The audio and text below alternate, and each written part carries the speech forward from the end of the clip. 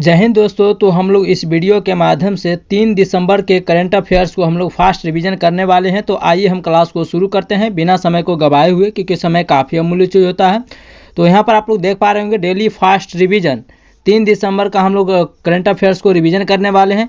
Last में हम लोग छत्तीसगढ़ का राज्य दर्शन भी देखने वाले हैं। तो आइए हम शुरू करते हैं पहला नंबर प्रश्नों के साथ इस वीडियो को।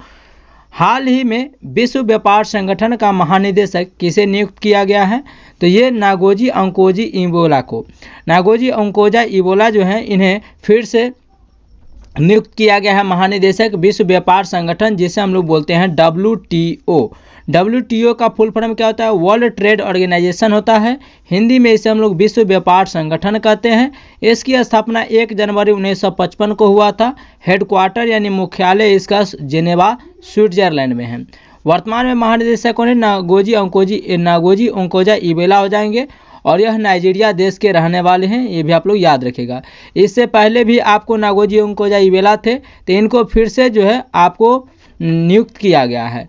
WTO की पहली महिला महानिदेशक का कार्यकाल 2021 से लेकर के 2025 तक, ये जो पहली, ये भी याद रखेगा कि WTO की पहली महिला महानिदेशक कौन है? ये नागोजी अंकोजा इबोला है।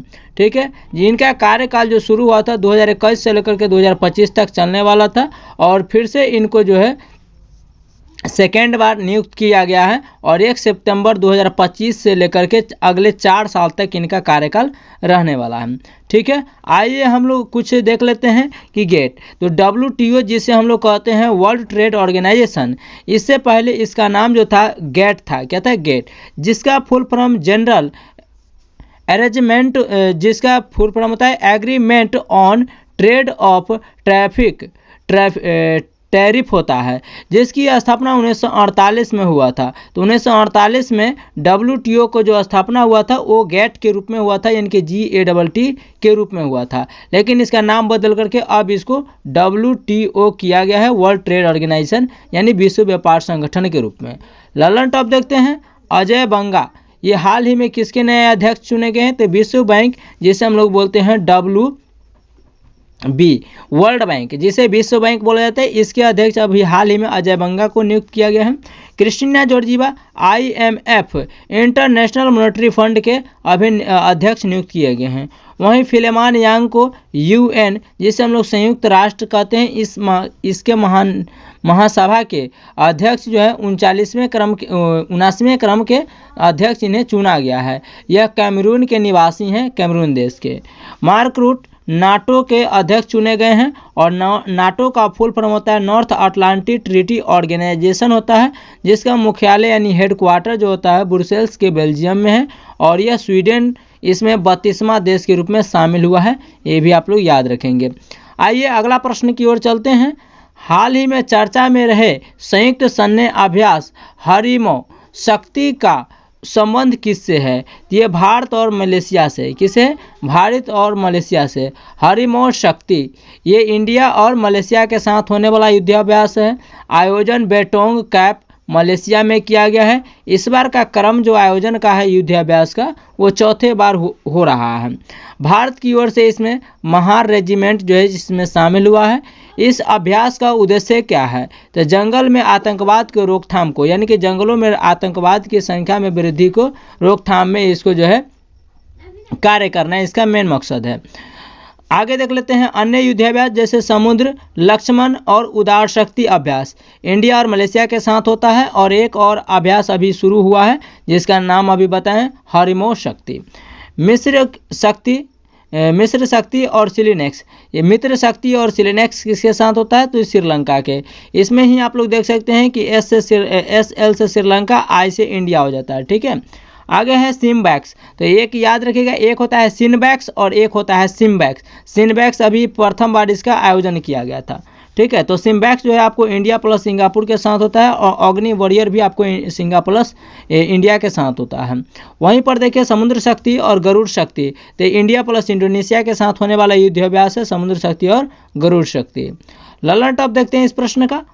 होपेक्स अभ्यास ये इंडिया प्लस मिस्र के साथ होता है, और इंडिया प्लस मिस्र के साथ और मिस्र के साथ एक और अभ्यास होता है जिसका नाम है साइक्लोन। नसीम अल बहर अभ्यास और ईस्टर्न ब्रिज और अल नागाह अभ्यास किसके साथ होता है? तो ये इंडिया प्लस ओमान के साथ होता है। तरंग शक्ति भारतीय वायुसेना के अभ्यास है यह, और यह तमिलनाडु और राजस्थान में इसका आयोजन किया गया था। वहीं पर देखिए धर्म गार्जियन, तो ये जापान के साथ होने वाला युद्धाभ्यास है, तो याद रखेंगे। अगला क्वेश्चन नंबर 3 को देखते हैं। हाल ही में सैयद मोदी अंतर्राष्ट्रीय बैडमिंटन टूर्नामेंट 2024 का महिला एकल का खिताब किसने जीता है?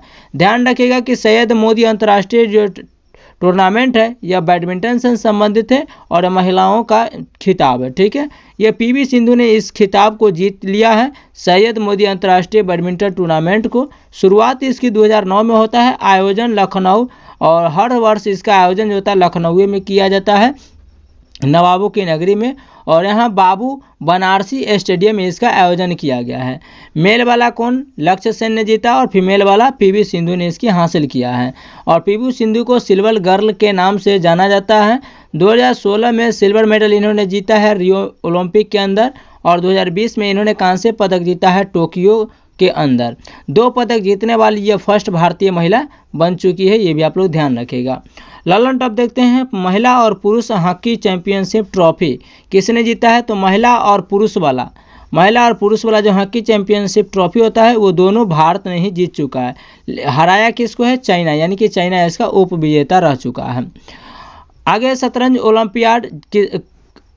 ओलंपियाड किसने जीता है? तो ये शतरंज ओलंपियाड जो हुआ है हंगरी के बुडापेस्ट में हुआ है। इस बार का क्रम 45वां है, ये भी ध्यान रखेंगे। और इस बार विजेता कौन रह चुका है? तो मेल और फीमेल वाला भी इसमें शतरंज ओलंपियाड भी भारत ने जीता है, मेल और फीमेल यानी महिला और पुरुष वाला। और उप विजेता जो था इसमें आप लोग को कमेंट्स में बताना है कि उप विजेता इनमें कौन था, ठीक है।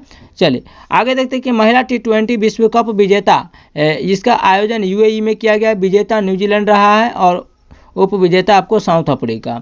वहीं पर देखिए डेविस कप, यह टेनिस से संबंधित है। 2024 में कहाँ किया गया? इटली में, और जैनिक सिनर ने इसका जीत लिया है, ठीक है। तो ये डेविस कप जो है वो आपको इटली विजेता रहा, और इटली के खिलाड़ी जैनिक सिनर है। क्वेश्चन नंबर 4 है, हाल ही में इस्लामिक विद्रोही समूह द्वारा कब्जा किया गया अलेप्पो शहर कहाँ स्थित है? तो ये हाल ही में इस्लामिक विद्रोही समूह के द्वारा कब्जा किया गया अलेप्पो शहर कहाँ स्थित है? तो ये अलेप्पो शहर सीरिया में, कहाँ पर? सीरिया में है। सीरिया की राजधानी कहाँ है? दमिश्क हो जाएगा। अधिकार किसने किया है? तो अधिकार विद्रोही ने किया है। ये विद्रोही जो था वो इन्होंने इस पर अधिकार कर लिया अलेप्पो शहर पर, और यह सीरिया का एक शहर है। नेतृत्व करने वाला कौन था? तो हयात तहरीर अल शाम इसके नेतृत्व करता है। 8 साल पहले रूस और सीरिया सरकार ने आज़ाद करवाया था इसको, ठीक है। 8 साल पहले जो था अलेप्पो शहर को यही इस्लामिक विद्रोही समूह से आज़ाद करवाया था, लेकिन इस पर फिर से अधिकार कर लिया है इस्लामिक विद्रोही समूह ने, ठीक है। आइए हम लोग कुछ इसे ट्रॉफिक इसे संबंधित देख लेते हैं कि डार्क टूरिज्म, यूक्रेन में युद्ध के बाद की तबाही को देखने जा रहे टूरिस्ट लोग ही इसे डार्क टूरिज्म नाम दिया गया है। तो यूक्रेन में रूस यूक्रेन युद्ध में जो यूक्रेन जो है वो एकदम कह सकते हैं कि एकदम खंडहर की तरह बन चुका है, तो उसको देखने जा रहे लोगों ने इसका नाम डार्क टूरिज्म दे दिया है। ललन टॉप देखते हैं कि पेजर विस्फोट कहाँ हुआ था? तो लेबनान बैरूत में। ऑपरेशन अजय ये इजराइल में चलाया गया था। और टर्क कॉन्टिनेंटल कप ये सीरिया इसका विजेता रहा, उप विजेता इसका भारत रहा टर्क कॉन्टिनेंटल कप का। यूनेस्को में शामिल भारत के 2 शहर कौन कौन सा है? अहमदाबाद 2017 में शामिल हुआ, और जयपुर आपको 2019 में शामिल हुआ। क्वेश्चन नंबर 4 है, हाल ही में फिल्म फेयर OTT अवार्ड्स 2024 में बेस्ट एक्ट्रेस का अवार्ड किसे मिला है? एक्ट्रेस मतलब हीरोइन का अवार्ड किसे मिला है, ठीक है। तो ये OTT अवार्ड्स है। OTT अवार्ड यानी कि one time over the top platform इसका फुल फॉर्म होता है। करीना कपूर ने इसकी एक्ट्रेस यानी कि फिल्म फेयर OTT अवार्ड 2024 जीत चुके हैं। फिल्म फेयर OTT अवार्ड 2024 आयोजन किया गया है।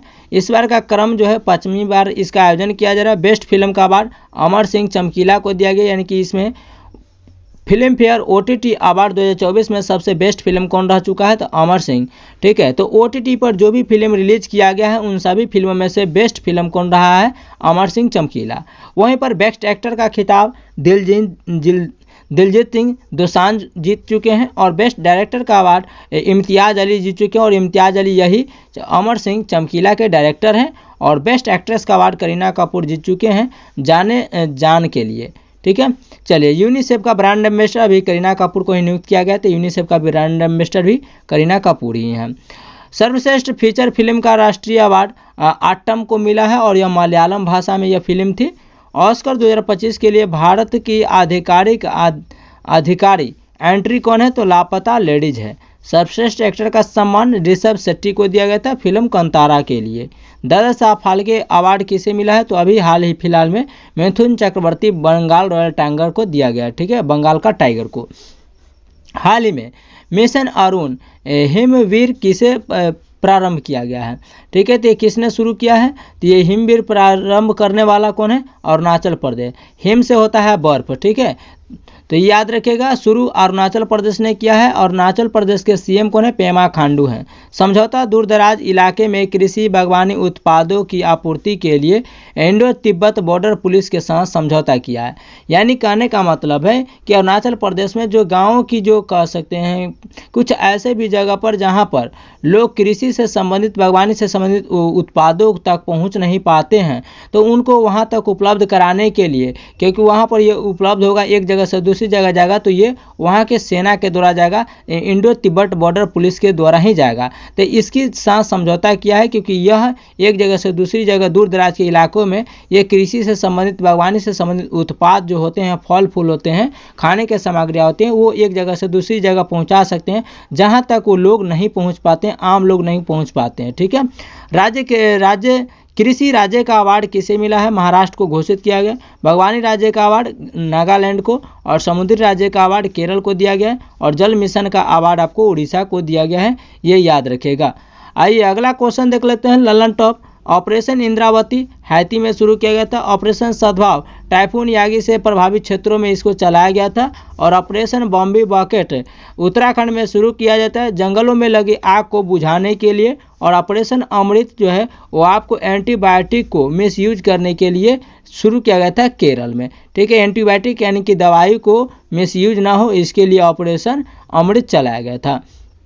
क्वेश्चन नंबर 7 है, हाल ही में संयुक्त राष्ट्र वैश्विक उत्कृष्टता पुरस्कार से किसे सम्मानित किया गया है, तो डॉक्टर बसंत गोयल को सम्मानित किया गया है। संयुक्त राष्ट्र वैश्विक उत्कृष्टता पुरस्कार सम्मानित डॉक्टर बसंत गोयल को किया गया है, क्योंकि डॉक्टर बसंत गोयल को ब्लड मैन ऑफ इंडिया कहा जाता है। इन्होंने रिकॉर्ड तोड़ा था और इन्हें राष्ट्रपति ने कहा था, ध्यान रखिएगा कि डॉक्टर बसंत गोयल को ब्लड मैन ऑफ इंडिया किसने बोला था, तो डॉक्टर यानी कि राष्ट्रपति ने बोला था भारत के। रक्तदान शिविर का आयोजन करने के लिए इन्हें ब्लड मैन ऑफ इंडिया कहा जाता है, और इनके लिए इन्हें सम्मानित किया गया है। आयोजन कहाँ किया गया, यूएई के दुबई में। इंग्लैंड का भारतीय कीर्तिमान पुरस्कार लंदन में दिया गया था। और सत्यजीत रे लाइफ टाइम अचीवमेंट अवार्ड से किसे सम्मानित किया गया, तो फिलिप नोएस को। और फिलिप नोएस जो है ऑस्ट्रेलिया मूवी के डायरेक्टर हैं, ऑस्ट्रेलिया के रहने वाले हैं। ललन टॉप देखते हैं। अंतर्राष्ट्रीय बुकर पुरस्कार जैनी अर्बन बेक को दिया गया था, पुस्तक इनके कैरोस के लिए।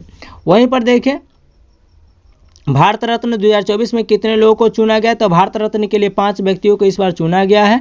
जननायक के नाम से जाने जाने वाले, बिहार के जननायक के नाम से जाने वाले कर्पूरी ठाकुर, लाल कृष्ण आडवाणी और MS स्वामीनाथन, चौधरी चरण सिंह और PV नरसिम्हा राव, ये 5 व्यक्तियों को भारत रत्न 2024 से सम्मानित किया जाएगा। मिथुन चक्रवर्ती को कौन सा पद्म पुरस्कार मिला है, तो अभी हाल ही में पद्म विभूषण मिला है। ठीक है, दादा साहब फाल्के पुरस्कार से भी सम्मानित किया गया है। हाल ही में अंतरिक्ष अवार्ड किसे मिला है, चंद्रयान 3 को मिला है। ठीक है, चलिए चंद्रयान 3 कब लॉन्च किया गया था, आप लोग कमेंट्स में बताएंगे। अगला क्वेश्चन है, हाल ही में न्यायिक अधिकारियों की सेवानिवृत्ति आयु 60 से बढ़ाकर के 61 वर्ष करने वाला राज्य कौन सा है, तो जितने भी सारे न्यायिक अधिकारी होते थे उनको अब 60 साल तक रिटायरमेंट का एज था, लेकिन उनको 1 साल का और जैसे उनके साथ दिया गया है। और यह करने वाला राज्य आंध्र प्रदेश। क्यों किया गया है, क्योंकि यहाँ के CM चंद्रबाबू नायडू जो है वो TDP पार्टी से हैं, और ये डिप्टी CM यहाँ के पवन कल्याण हो जाएंगे। ठीक है, यहाँ पर इसीलिए किया गया है कि न्यायिक अधिकारी की रिटायरमेंट सेवानिवृत्ति उम्र 60 वर्ष से लेकर के 61 वर्ष किया गया है। इनके अनुभव, क्योंकि ये देखिए इतना दिन तक अगर उस पद पर रहते हैं तो उस पद के बारे में उनका काफ़ी अच्छा खासा अनुभव रहता है। तो सोचा है सरकार कि इनका 1 साल और क्यों नहीं इसके अनुभव का सो फ़ायदा उठाया जाए, तो 1 वर्ष और उनको बढ़ा दिया है ताकि इनके एक्सपीरियंस से 1 साल और इनका जो मेहनत लिया जाए, इनका फ़ायदा लिया जाए, ताकि बेहतर होगा, क्योंकि इनको सब चीज़ के बारे में अनुभव हो चुका होता है। तो एक अनुभव व्यक्ति और एक नए व्यक्ति को नियुक्त करने में थोड़ा सा लगता है अनकंफर्टेबल टाइप का, ठीक है। ये बिल पास हो चुका है और इस बिल पर राज्यपाल ने सिग्नेचर कर भी चुका है। सुप्रीम कोर्ट और हाई कोर्ट की न्यायाधीश की नियुक्ति कौन करता है? राष्ट्रपति करता है। और इसका जब न्यायाधीश को हटाना हो सुप्रीम कोर्ट या हाई कोर्ट को, तो ये इसके हटाने का पावर संसद के पास होता है, ठीक है। दीपम 2.0 योजना आपको आंध्र प्रदेश में ही शुरू किया था, क्योंकि यहाँ पर यह योजना के तहत फ्री गैस सिलेंडर को दिया जा रहा था, ये इसके अंदर था, ठीक है। यहाँ पर देखते हैं कि सुप्रीम कोर्ट जज की उम्र कितना है, तो 65 वर्ष है। और हाई कोर्ट की जज की उम्र कितना है, तो ये 62 वर्ष है। चलिए ललन टॉप देखते हैं। राष्ट्रपति उपराष्ट्रपति के उम्मीदवार के लिए न्यूनतम आयु कितना होना चाहिए, तो ये 35 यानी 35 ईयर्स होना चाहिए, तब जाकर के आप राष्ट्रपति या उपराष्ट्रपति का चुनाव लड़ सकते हैं। मुख्यमंत्री प्रधानमंत्री के उम्मीदवार के लिए कितना होना चाहिए, मुख्यमंत्री हो या प्रधानमंत्री हो, इसके लिए आपको अगर उम्मीदवार के रूप में खड़ा होना है तो कम से कम आपको 25 ईयर्स होना चाहिए। वहीं पर वोट डालने के लिए आपको 21 साल था पहले, लेकिन 61वां संविधान संशोधन 1989 के तहत इसे घटा करके 18 वर्ष कर दिया गया है। पंचायती राज चुनाव में लड़ने की न्यूनतम आयु कितना है, तो अगर पंचायती राज चुनाव में लड़ना चाहते उम्मीदवार के रूप में खड़ा होना चाहते तो कम से कम आपको 21 ईयर्स का होना चाहिए।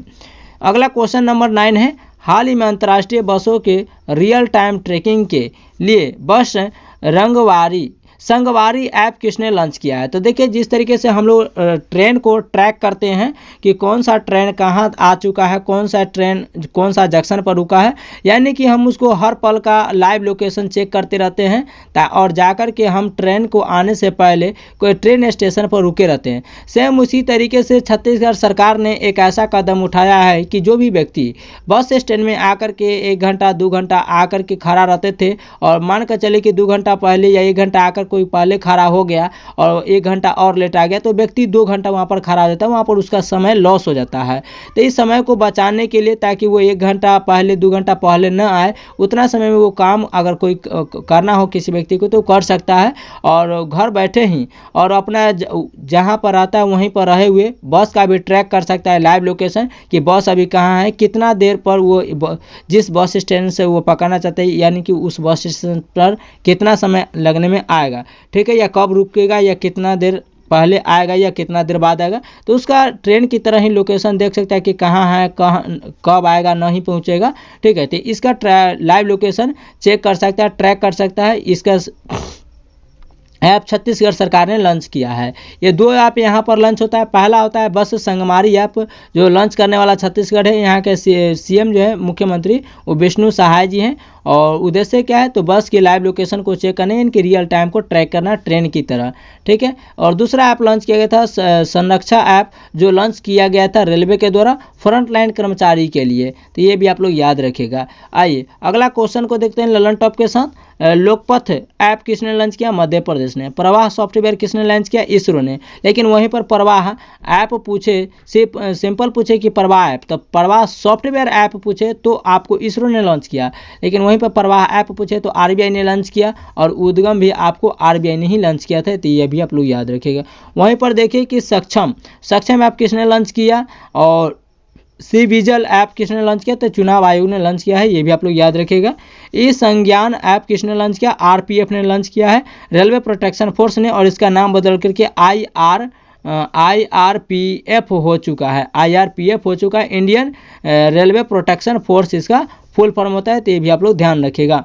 10वां नंबर प्रश्न है, हाल ही में चर्चा में रहे नवीनतम का मतलब होता है कि नया जिला महाकुंभ क्षेत्र का संबंध किससे है। तो ये नया जिला यानी कि टोटल उत्तर प्रदेश में 75 जिले हैं, लेकिन अस्थायी के रूप में, यानी कि जब तक कुंभ मेला लगा रहेगा तब तक के लिए एक और जिला का जैसे नया बनाया गया है उत्तर प्रदेश सरकार के द्वारा, और यह कौन सा राज्य से संबंधित है, उत्तर प्रदेश। महाकुंभ मेला 12 वर्षों में सिर्फ एक बार होता है। ये उत्तर प्रदेश में एक नया जिला का निर्माण किया जाएगा, यही कुंभ मेला के लिए ताकि इसका मैनेजमेंट उसी ज़िला में उसी महानिदेशक यानी जितने भी सारे कर्मचारी होते हैं उसी ज़िला में रह सकें और उस महाकुंभ मेला को अच्छी तरीके से व्यवस्था को बनाए रख सके। क्रम कौन सा है इस बार? तो 76वां है जिला, अस्थायी जिला यहाँ पर एक घोषित किया जाएगा, यानी कि 76वां जिला के रूप में एक घोषित किया जाएगा, प्रयागराज के ही अंदर है। ठीक है, शुरू 13 जनवरी से यह महाकुंभ मेला शुरुआत हो जाएगा।